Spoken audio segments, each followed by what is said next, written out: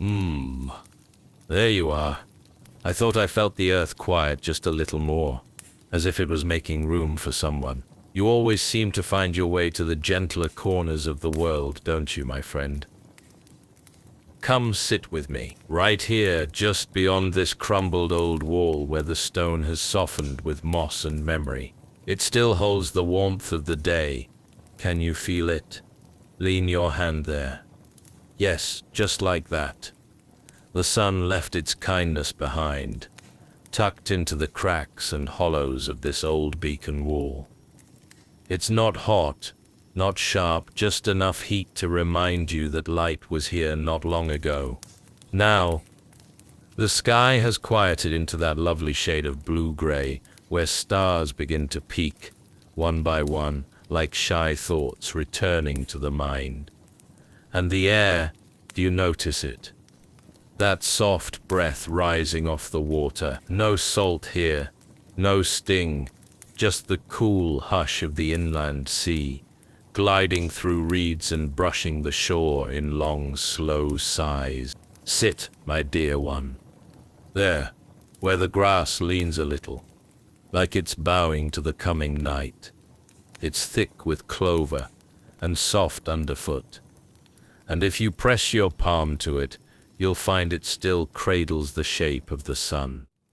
I cleared the space earlier, just in case you came. It seemed the sort of evening that ought to be shared, don't you think? I've set a little fire. Not much, just a careful stack of driftwood and dry moss, enough for a gentle flame. It crackles like distant laughter, low and content. You can hear it better if you close your eyes. There, yes, just listen, like a hearth that's always waited for us. The smoke curls upward, slow and pale, winding into the breeze without hurry, without care. It smells faintly of cedar and thyme. I added a few dried sprigs, just for comfort. And over here, see, tucked into this alcove in the stone, that lantern there. She's old, older than even the tower above us, I'd wager. Her glass is clouded and her frame rusted, but she still holds a little light, flickering like a secret. I lit her as the sun dipped below the edge of the cliffs. Not for need, really, just to have something soft glowing nearby. We don't often need light out here, do we? The stars will come soon, and the moon always finds her way across the water. But a lantern's glow feels like a companion somehow. A kind of silent company. It's different from firelight, more patient, more deliberate. Now lean back a little if you'd like. The stones behind us are flat and wide, worn smooth by time and weather. I often rest my back there, just so, and let the curve of the wall hold me like a memory. If you close your eyes and sit still long enough, you can almost imagine the stories this place has known. Do you feel it? That quiet? Not silence, no, not emptiness, but something fuller than that. A kind of stillness that listens back, the kind that wraps around you gently without asking questions. That's what I love about this place. It doesn't demand anything, it simply holds you exactly as you are. Breathe with me now, slowly, in, there, better. Let the weight in your shoulders drift downward. Let your spine rest where it is, and your hands find stillness. There's no need to speak unless the words come softly. Tonight, the world is in no rush, and neither are we. You found your way to the old lighthouse, my friend. The fire is lit, the stones are warm, and the sea is humming its slow, endless lullaby. We'll stay here a while, you and I. There's nothing that needs doing, no path to chase, only the sound of the water, the breath of the wind, and the soft company of being. You've come at the perfect time. The world is settling, and so are we. It's a beautiful thing, isn't it? This place, This stillness, you can feel it even now, can't you, my dear friend? That sense that the land itself has nothing left to prove, that everything here simply is, and has been for longer than memory cares to measure. The inland sea stretches out before us, wide as a sigh and just as soft. Not restless like the oceans of the outer world. No, this sea is calm by nature, as though it was born already at peace. Under moonlight it takes on the look of melted silver, smooth and endless, like a great polished mirror laid across the cradle of the world. It hardly waves, only breathes, slow ripples rolling toward shore like someone asleep in the deepest part of a dream. Sometimes, just sometimes, you can catch the sound of water curling into the reeds below. It doesn't splash. It folds, as if the sea were tucking the land in for the night. Can you hear it now? That soft hush, like silk being drawn gently across stone. And there, off in the distance, the calls of gulls drifting like memories too old to sting. Not sharp, not loud, just faint, fragile echoes in the wind. They do not cry to hunt or call in warning, only to mark their presence. Like the sea itself, they've learned how to linger without rushing. Behind us, where the land begins to rise again, the pinewoods gather like quiet sentinels, tall, solemn things, leaning just enough to whisper among themselves. I've often watched them from this perch, and I've come to believe they do not sway for the wind alone, but also for time. Their trunks creak in the breeze with a voice too slow for most to hear, as if speaking in years instead of words. The air is cooler here, always is, even in the height of summer. But it's not the kind of cold that bites. It simply reminds you that the world is vast, and you are small, and that's all right. The breeze carries a blend of scents, soft brine from the water's edge, pine resin from the woods, and now and then the faint perfume of wildflowers growing in little secret patches all along the cliffs. Ah, the cliffs. You'll notice how they've bloomed again, quietly, since spring's return. No fanfare, just small, stubborn blossoms, pushing through rock and shadow. Pale blues, milky whites, little bursts of gold. Most folks wouldn't see them from afar. They blend in with the stone, humble and low. But they're there. They've always been there, even in the hard seasons. They wait beneath the soil, patient. Down the slope, if you follow the worn old trail, yes, that one, the one half covered in moss and curled with root, you'll come to a meadow. It doesn't look like much from here, but if you step gently through the brush, you'll find a clearing where the grass bends in wide arcs, shaped by centuries of wind. The ground there is soft and spongy, rich with hidden springs, and in the evening mist sometimes hovers just above it, like a ghost too kind to scare. I used to walk that way when I was younger. My boots knew every stone, every turn. But lately I find more joy in sitting still, letting the path come to me through scent and sound. A rustle here, a breeze there. It's strange, isn't it? How the less we move, the more we seem to notice. The lighthouse above us. She's a quiet old thing now. Not dead, no. I wouldn't call her that. Just resting, as we are. Her stones are softened by wind and wrapped in ivy like an old cloak.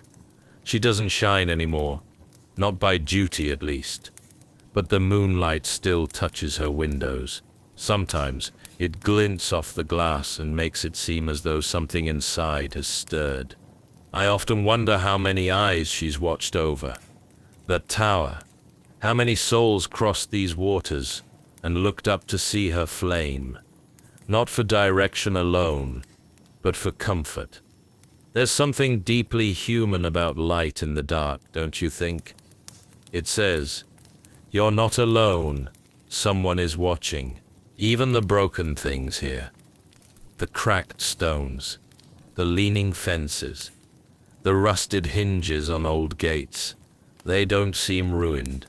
Just softened, weathered by kindness rather than wear. This land doesn't forget what it held. It simply carries it differently now. And so many birds pass through this place. Not just gulls, but quiet kinds, small ground nesters, dusk feeders, little whistlers that only sing once the world has gone dim.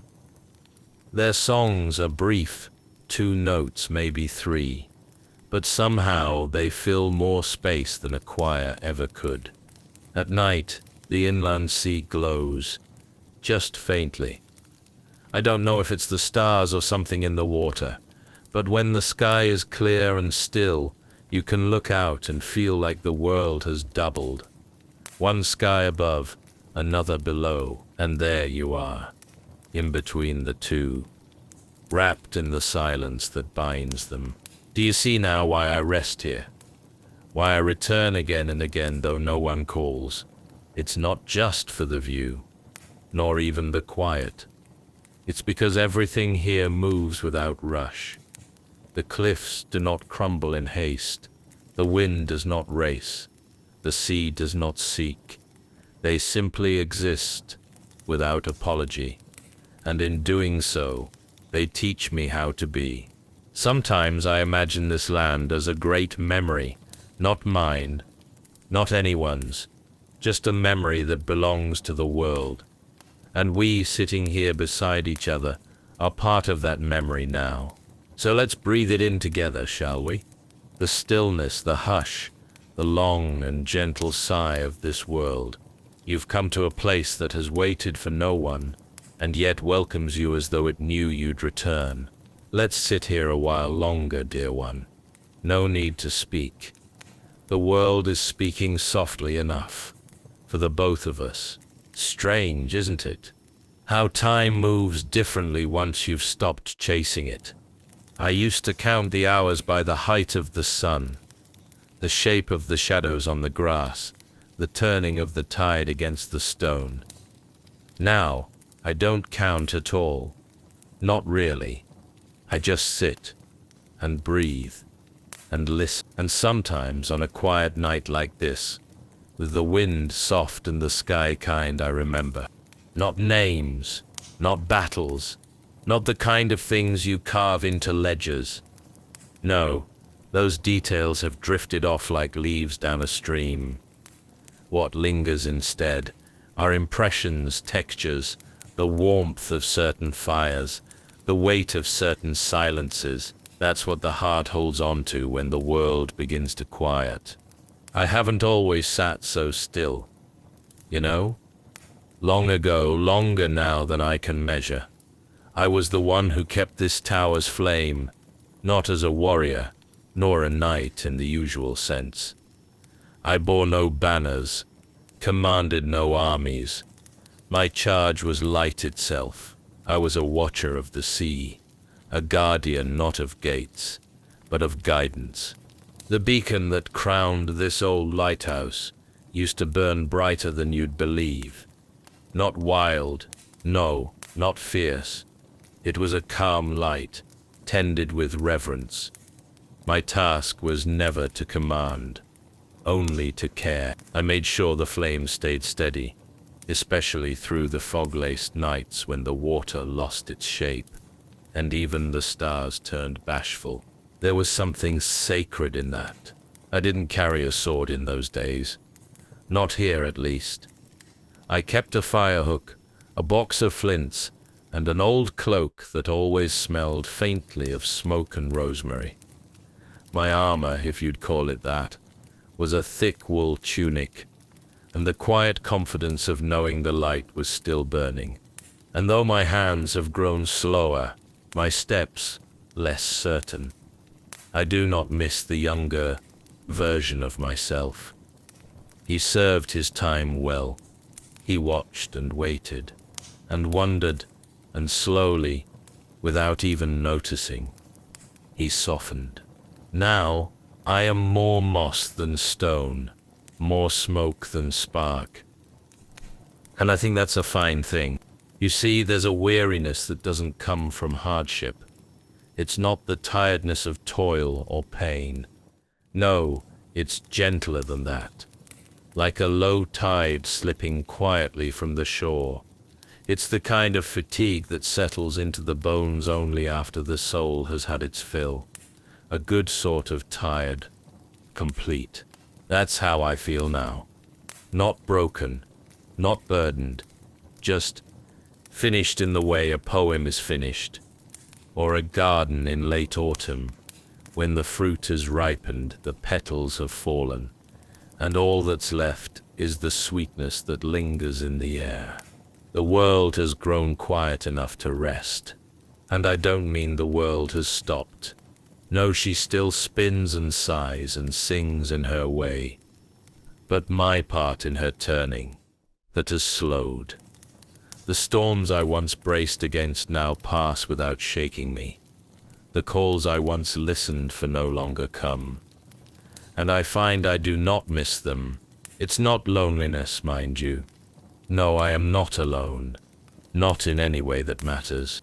When you live in stillness long enough, the land becomes your companion, the sea becomes your mirror, and the wind becomes a voice, not one you answer with words, but one you hear all the same. I sit beside this old wall beneath the same stars I watched as a boy, and I feel no need to chase meaning anymore. It comes to me now, slow and sure, like the rhythm of the tide brushing the reeds. This place, this tower, this sea, this patch of earth where we sit, it's held me for so many years, cradled me as I aged, as I changed, as I finally learned how to be still. And now, it holds you too. It's strange, isn't it? The way two people can share silence and somehow say more than hours of speech. That's what I cherish most in these twilight moments. The presence of another, not to fill the space, but to join it. You don't need to know my name, or where I was born, or the dates carved beneath my deeds. All of that belongs to another time, another version of me. The only truth that matters now is this: I was a keeper of the light, and now I rest by its memory. And you, dear one, have come to rest here too. So let us sit, shoulder to shoulder, as the breeze brushes our cloaks and the fire murmurs low. Let me speak to you, not as a figure from stories, not as a knight of any renown, but as a soul at peace.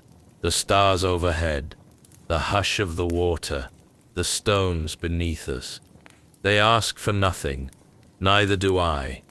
Only that we share this moment, only that we breathe together for a while in this beautiful, quiet place. There is great strength in stillness, great honor too, though few recognize it. Once I carried light across a wide and shadowed world. Now I carry memory, and sometimes, when the wind is just right, I believe that's enough. So I rest, and I remember, and I welcome you beside me, just as the sea welcomes the moon again and again, without question or condition. You belong here, and I am glad you came. Come closer now, dear heart. The night is drawing deeper, and there's something I've been meaning to do, something I've held off on until just the right kind of evening came to greet us. And this feels like such a night. Not for duty, not for need, but for the sake of memory. You see that tower behind us, the old beacon. It hasn't shone in many, many seasons. Not since the last boats passed through these waters. Even then, it burned more out of habit than use, a kind of ritual in stone and flame. But tonight, just for a while, I thought I might climb those winding stairs again. Light the brazier, let it glow once more across the hush of the inland sea. Not because anyone is watching, but because remembering is its own kind of watching, isn't it? Would you come with me? No need to move. Just stay close in spirit as I step through the broken arch. The doorway sagged a bit more.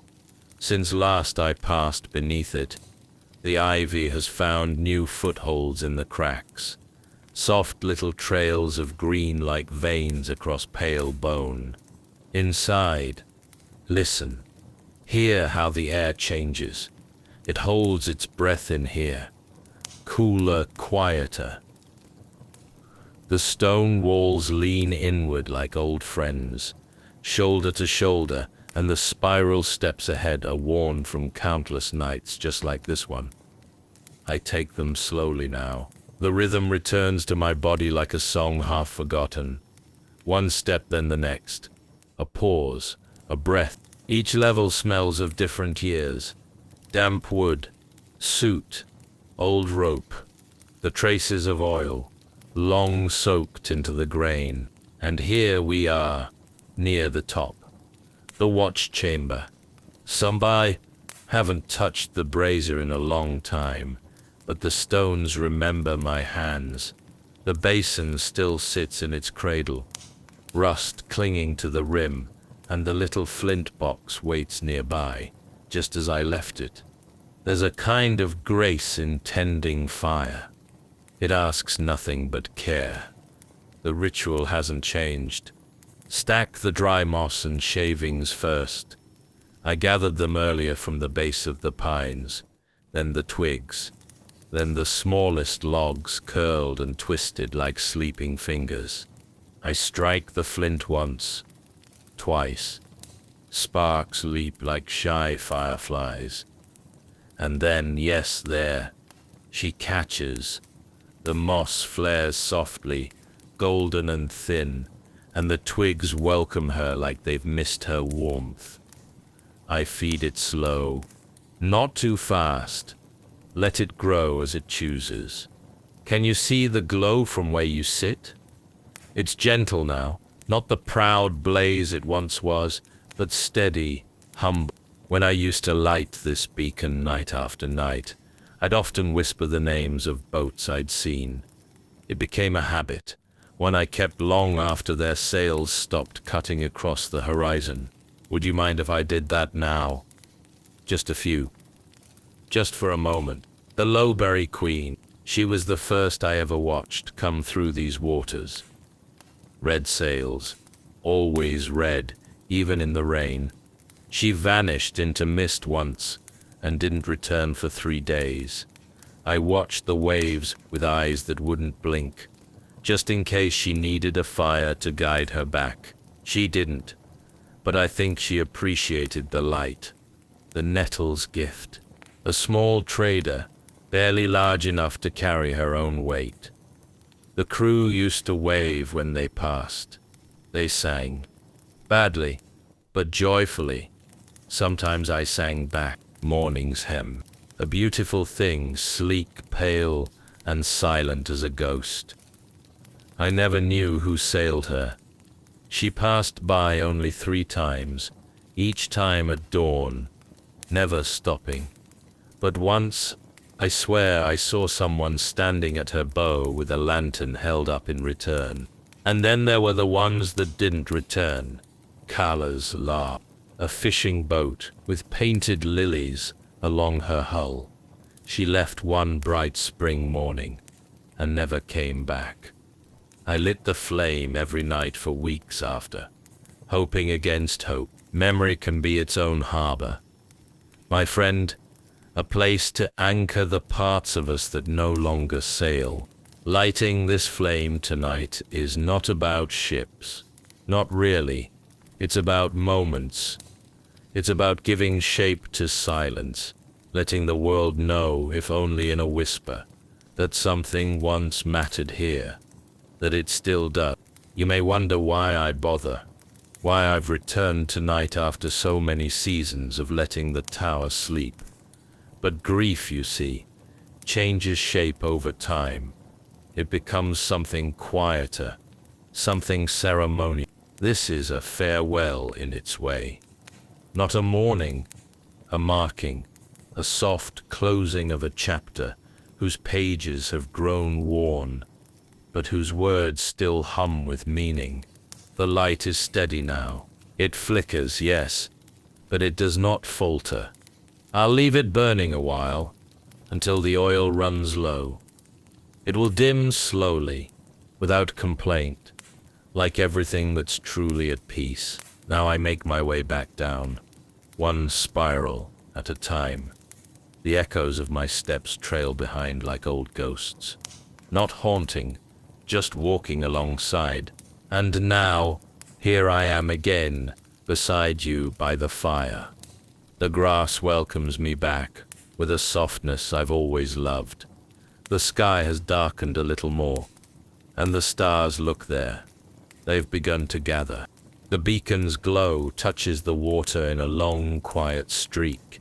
Not a command, not a signal, just a memory laid gently on the surface of the sea. Thank you for waiting, dear friend. Thank you for being here. Tonight we lit something that needed no audience, and somehow that made it shine all the brighter. Now that the fire is burning low again, and the tower behind us glows with the last of the lantern's grace, I find myself wandering back, not in body but in memory. You don't mind, do you, my friend, if I speak of some of the moments this place has held? Quiet things, gentle things, stories that passed like leaves on a stream, but linger still beneath the surface. This land, this lighthouse, it has witnessed more than its fair share of moonrises and weathered dreams. And I've seen it too, from this very patch of earth, over many seasons. I sometimes think the tower keeps memories better than I do. Stone has a way of holding echoes, but I do recall a few. Let me share some with you. They're nothing grand, no banners, no oaths, no crowns, but they are the kind of moments that root themselves deep and bloom quietly when the world slows down. There was a girl once, a fisher's daughter, shy as a wren, hair always tangled by the wind, hands red from salt and rope. She used to come up the trail now and then, never saying much, always carrying something wrapped in cloth. Bread mostly, hard crusts and warm middles. Once it was a fig cake, and another time a small wedge of cheese. I suspected she'd hidden from her family's table. She never knocked or called out. She simply left the bundle by the door, sometimes nestled under a stone to keep the gulls away, and walked back the way she came. I tried once to catch her, to thank her properly, but she vanished into the mist, so swiftly it felt like chasing smoke. Later, I began leaving things in return. A polished shell, a pine carving shaped like a fish. Nothing much, but sometimes the bread would come with a ribbon tied to it afterward. So we spoke, in our way. She stopped coming eventually. Grew up, I suppose, found her own tides to follow. But every time I taste dry bread warmed by fire, I think of her, of that quiet kindness shared between two souls who never quite spoke, but understood all the same. Then there was the stag, a great weathered creature, antlers gnarled like ancient branches, eyes like storm clouds. He wandered into the lighthouse one autumn dusk. The door had been left open. The air was still and sweet with rot and fallen leaves. I was preparing tea and turned to find him standing just inside the threshold, head bowed slightly, as though asking permission. We watched each other for a long time. I didn't move, nor did he. Then, without a sound, he stepped forward and curled near the hearth, not close enough to burn, but close enough to feel its warmth. He stayed the night, dozing in and out as I read by lamplight.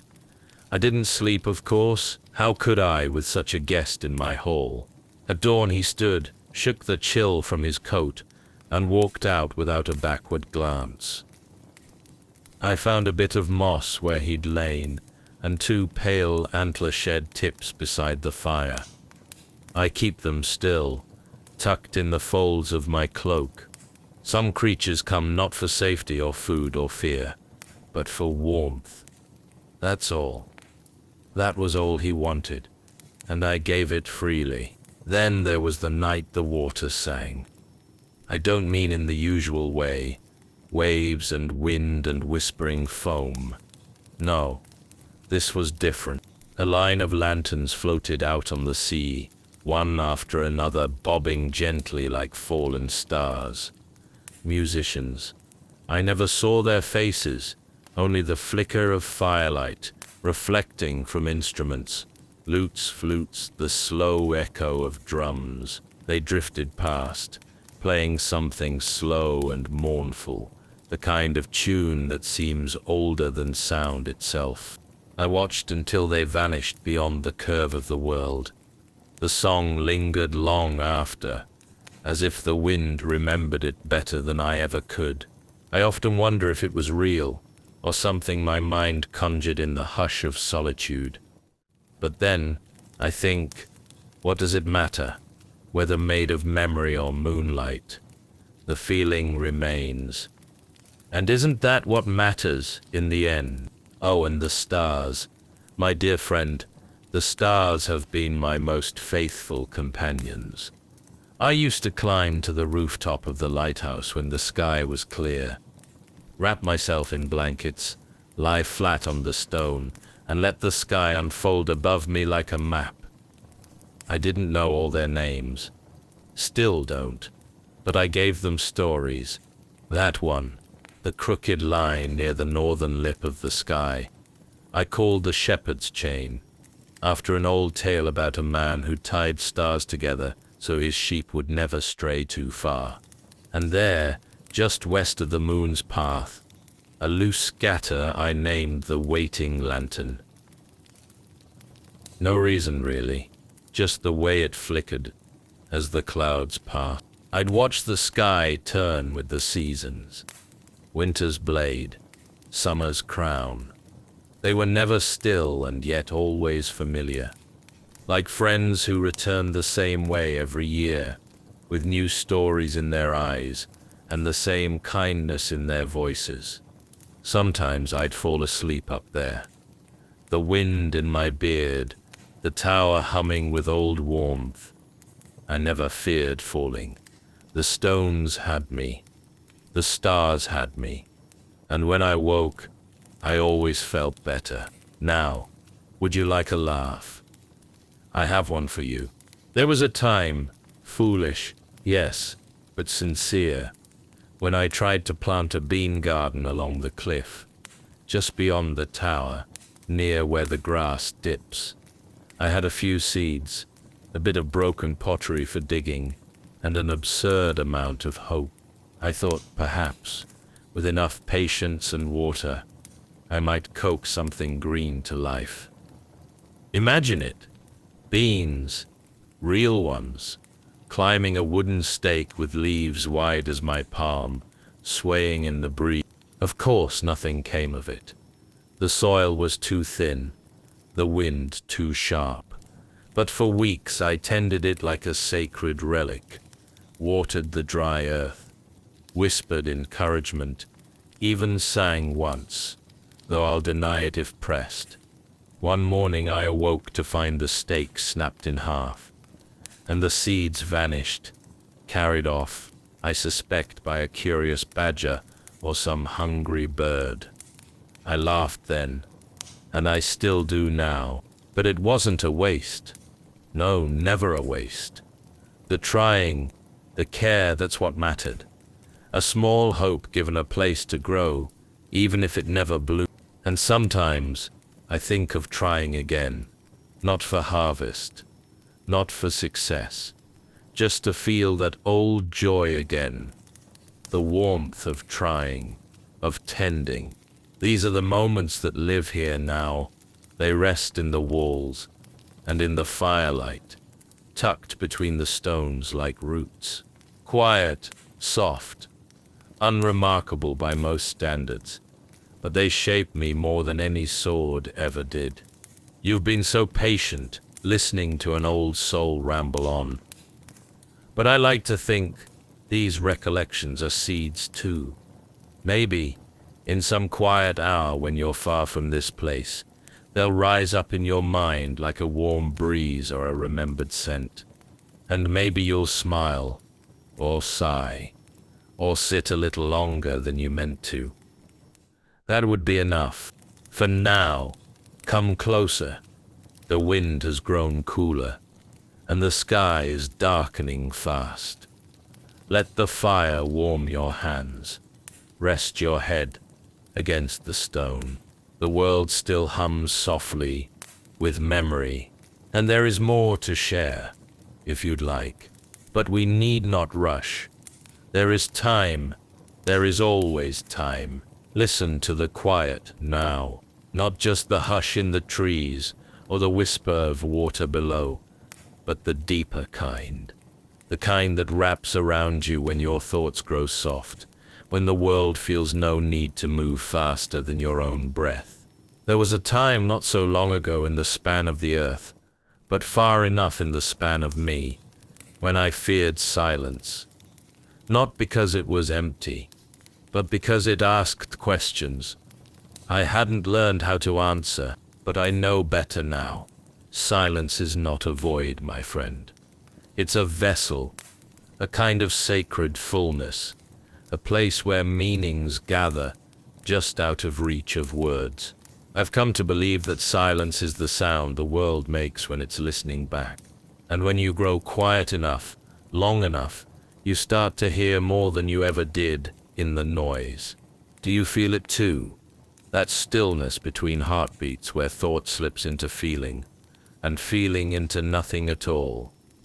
That's where peace lives, not in the grand answers or the final victories, but in the soft moments where you don't need to chase anything anymore. I think that's what aging really is. Not a loss, not a slipping away, but a settling, like leaves drifting to the forest floor. They do not fall in panic. They fall in grace. I used to carry so many things: armor, purpose, expectation, heaviness. Really, even when worn with pride, it was still heavy.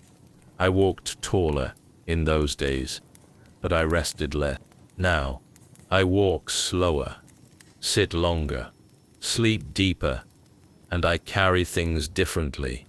Not on my back, but in my chest. Not as burdens, but as warmth. There's a quiet kind of joy in being unseen, in standing at the edge of things and holding space. I've lit beacons for travelers who never knew I watched. I've kept fires that warmed souls I never met. And you know what? That was enough to guide without glory. It's a softer kind of duty, but perhaps the holiest kind. I think sometimes we are taught to measure our worth by what others see, by the marks we leave in stone or song. But here, by this lighthouse, I learned another truth, that worth can be whispered, that meaning can live in the unnoticed. You and I, we sit beneath the stars right now, and there is no applause for that. No witness, save the moon and this old tower. Yet this moment matters, doesn't it? That's all life asks of us, I think. To be here, to be present, to leave kindness behind even if no one remembers who left it. I've come to understand love in this way too. Not just the romantic kind sung in ballads, though that has its place, of course, but the quieter kind. The kind that stays, that chooses to be near without needing to be noticed. There was love in the girl who left bread by my door, in the way she never asked for thanks. There was love in the stag, curled by my hearth, trusting me without a word. Even the stars in their endless watchful drifting show a kind of love, always there though never asking anything in return. And so I've come to see love as a shape, made not with hands, but with presence, with time, with the gentle decision to remain. I once believed that love was something to find, a prize, a pursuit. Now I see it more as something to tend, like the fire we sit beside now. It flickers, leans, needs feeding, but it gives more than it takes, and it warms all who come near, whether they ask for it or not. Tell me, dear friend, have you ever felt a presence, long after it was gone? A warmth in a place, a scent in a room, a sudden quiet where something once stirred. That too, I believe, is love. Not all things vanish when they leave. Some settle into the walls, into the soil, into memory, and not all endings are losses. Some are simply beginnings wearing softer clothes. The seasons taught me this best. Spring doesn't mourn the snow. Summer doesn't fear the fall. They each arrive with the gentlest certainty not to take, but to become. That's what I hope I am now. Not a relic, not a forgotten night, but a season of sorts. A slow turning chapter. A presence that brings quiet, not command. I no longer raise my voice. I no longer bear a sword. But I carry stories, and I tend the hush. And that, to me, is a worthy trade.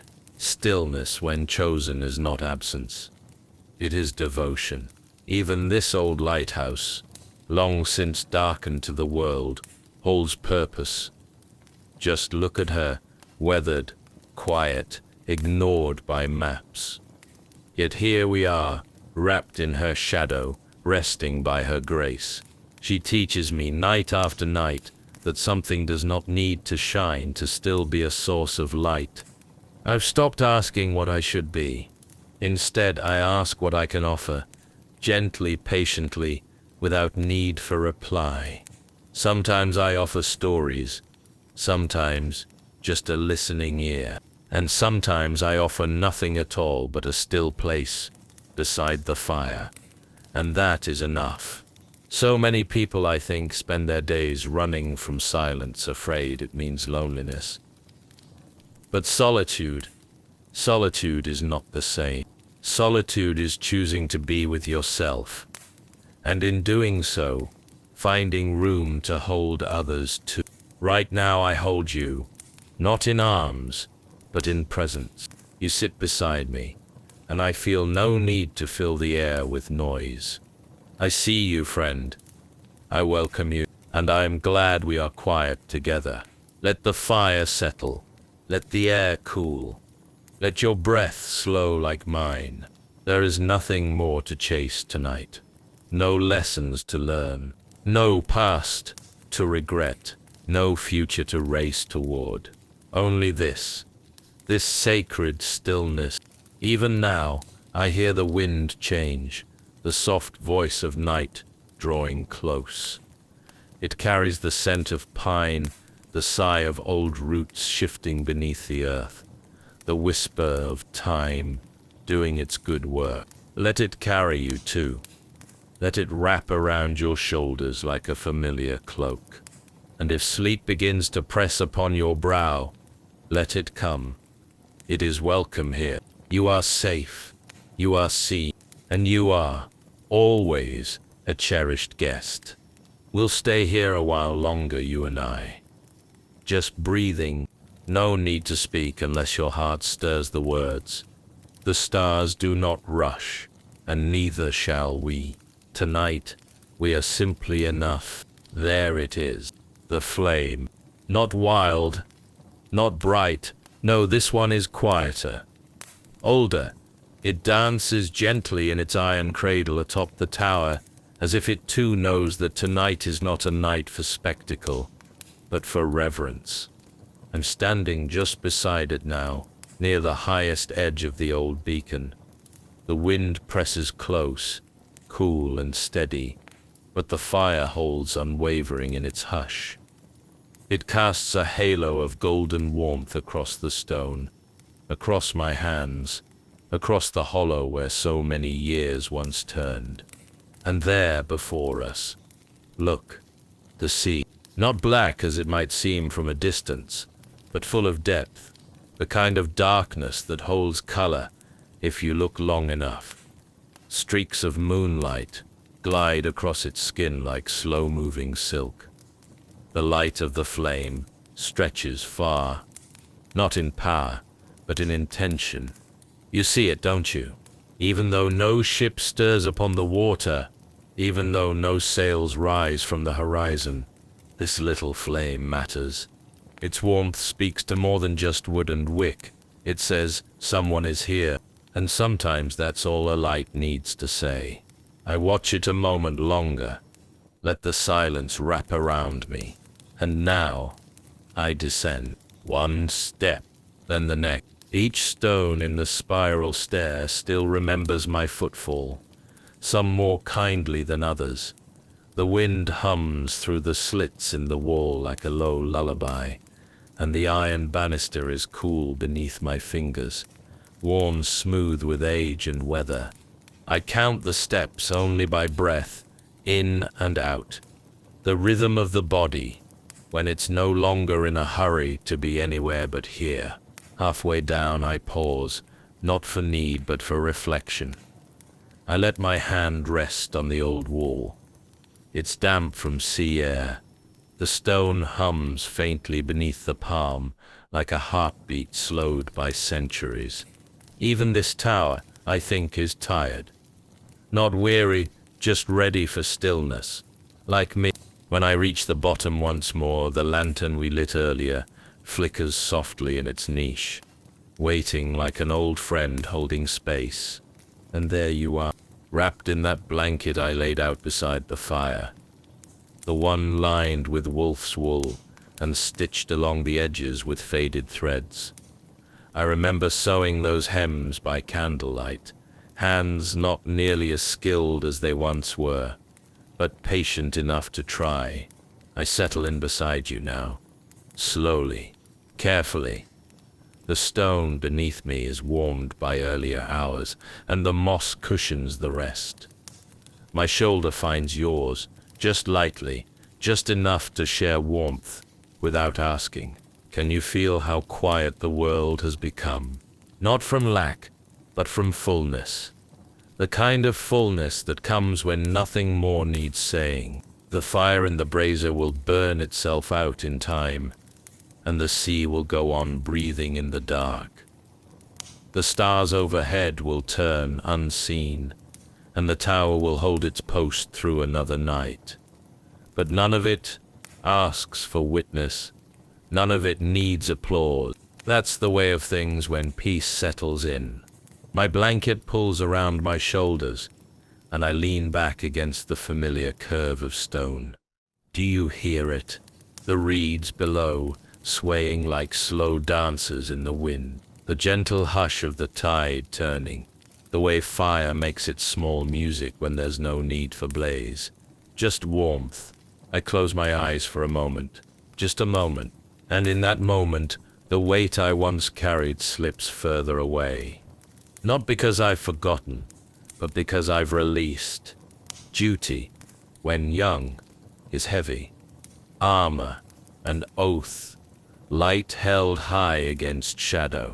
But duty, when aged, becomes something else. It becomes presence. It becomes care.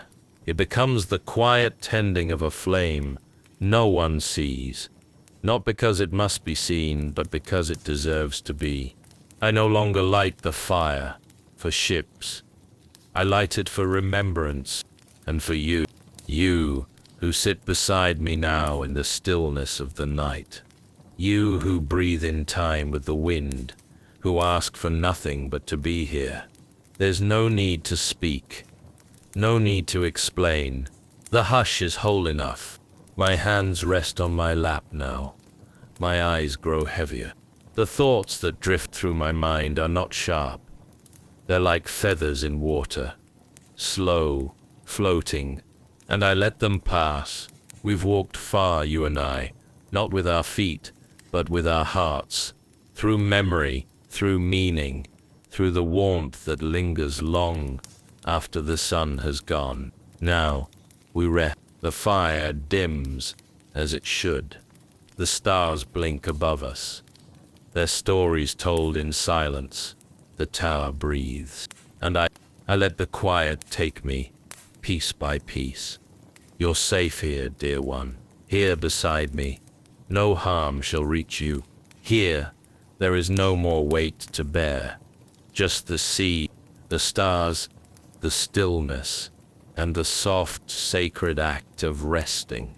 Let us fall into it now, like petals into deep water. Let us drift, and let go. You need not hold anything, only be. And I'll be here with you, until morning finds us, or dream takes us, whichever comes first. There it is, that last breath of wind, winding through the broken stones like a lullaby, woven from air. It touches the flame just barely, and moves along, not to disturb, only to say good night. It's time, not to end, not really, but to slip beneath the fold of sleep, where endings have no need to announce themselves, where everything simply softens and drifts. There are lights, you know, that never go out, not truly. Even when the fire dies and the tower sleeps, something of it remains. In memory, in meaning, in the way the warmth once felt against your skin. Like the lantern I lit for no ship at all. Like the old constellations watched from rooftops and folded into stories.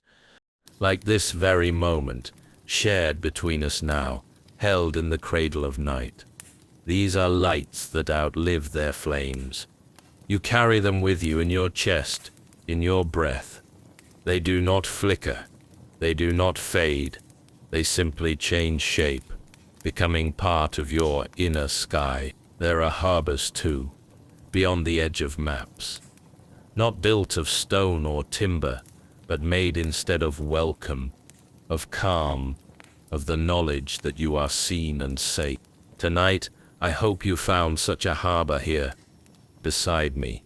And now, may your dreams come quietly, like small boats drifting through silver mist, each one carrying pieces of comfort gathered from this quiet place. Let them move slowly. Let them take their time. There is no need to steer, only to drift. Breathe with me now, in and out. There, that's it. You've done enough. You've been enough. Now let the hush carry you. Let sleep draw its soft blanket over your thoughts. Let every part of you rest. The fire will watch a while longer. So will I. And though I may not speak again tonight, know this, you are not alone. Not in this moment. Not in the silence. Not in the dream. I'll be right here, until morning stirs the sky and calls the world to wake once more. I'll be here. Sleep now, dear friend. Sleep easy. Sleep warm. You are home.